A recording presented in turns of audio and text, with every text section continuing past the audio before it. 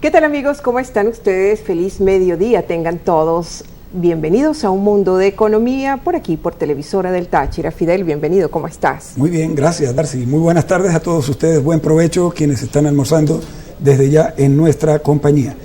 Hoy vamos a tener un programa especial con un invitado de lujo, de altura, para conversar sobre la economía actual de Venezuela y muy particularmente de el futuro.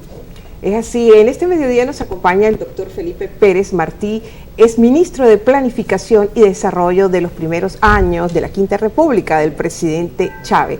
Con él estaremos conversando sobre la situación económica actual de Venezuela y el futuro realmente, y también con una interrogante muy importante: ¿estamos al borde o ya estamos en el abismo económico? Doctor Felipe, bienvenido a Un Mundo de Economía. Muchísimas gracias por haber atendido a nuestra invitación. Es un honor tenerlo aquí en el programa. Bienvenido. Gracias a ti, Darcy, gracias a Fidel. Es un gran placer para mí acompañarlos. Sobre todo que es también un paisano, porque el doctor Felipe es tachirense. Vale. Empiezo preguntándole, usted como ministro de Planificación y Desarrollo del presidente Chávez, en esa oportunidad, ¿tuvo alguna visión compartida respecto a la realidad económica que tenía para ese entonces el presidente Chávez? ¿En algún momento le captó la pretensión de él de imponer un estatismo, y más que un estatismo salvaje?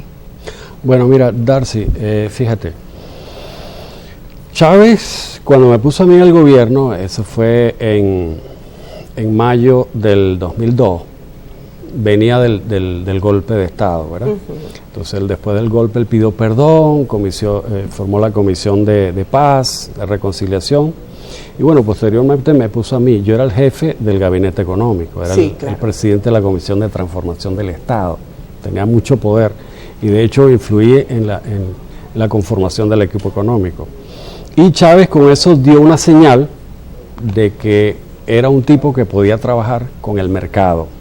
Yo soy un economista de formación pro mercado, digamos.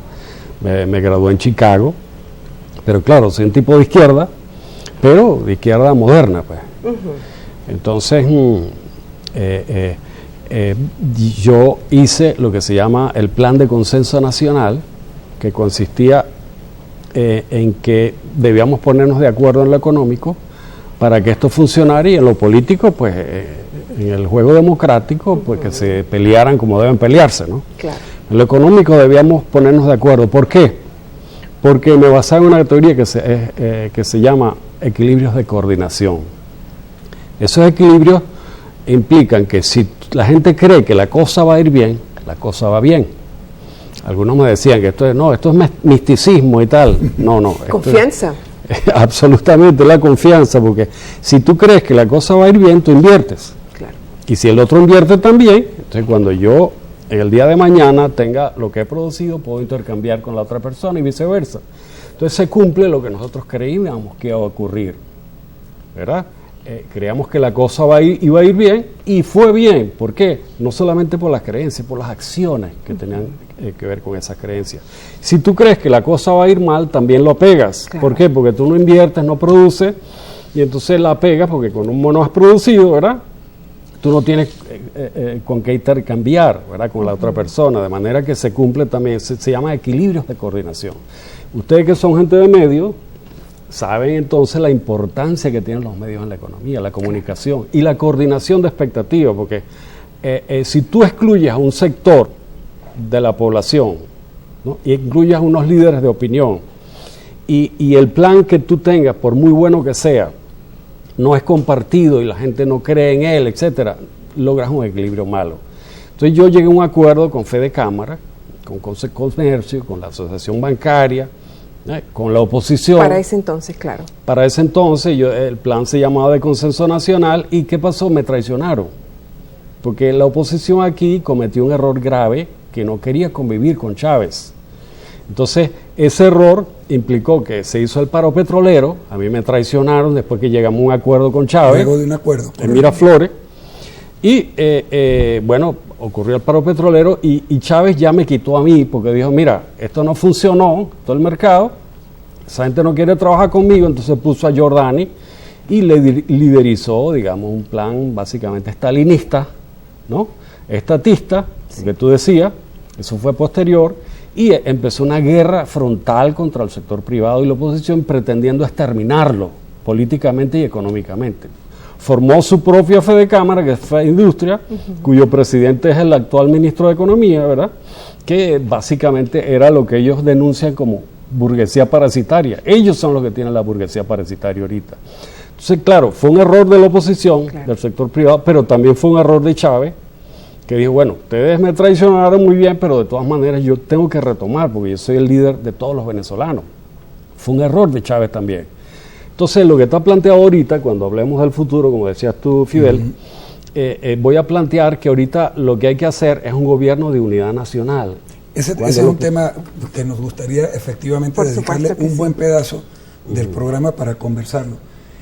Doctor Felipe, esto que usted está comentándonos aquí con tanta propiedad explica en buena medida por qué el país está atravesando la crisis que está atravesando. Sin lugar a dudas, la peor crisis económica y política, me atrevería yo a decir, de toda su historia republicana, como comentábamos hace un momento. Sin embargo, sería interesante que apuntalara un poco más al respecto. ¿Cómo es que llegamos a esto que estamos viviendo? Excelente pregunta, Fidel. Fíjate, a partir de ese momento, Chávez empezó a usar la política económica como herramienta política, en particular el control de cambio. Ajá. Fíjate que yo no así estuve lo de vemos acuerdo. Muchos, yo no estuve de acuerdo con el control de cambio. De hecho, eso fue lo que al final me sacó del gobierno, además de los corruptos, ¿no? Que no me querían ahí. Y empezó a usar el control de cambio como una herramienta política.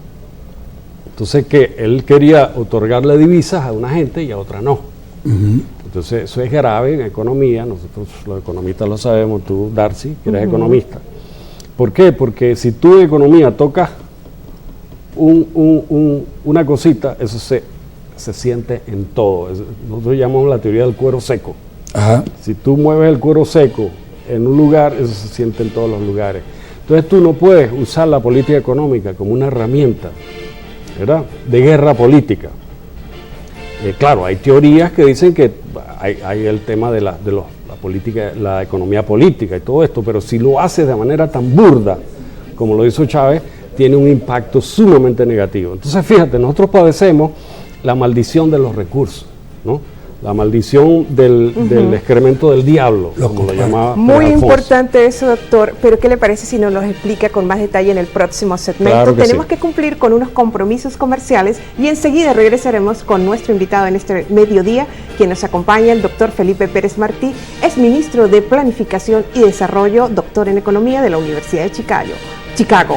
Así que todos muy atentos, no se aparten, por favor.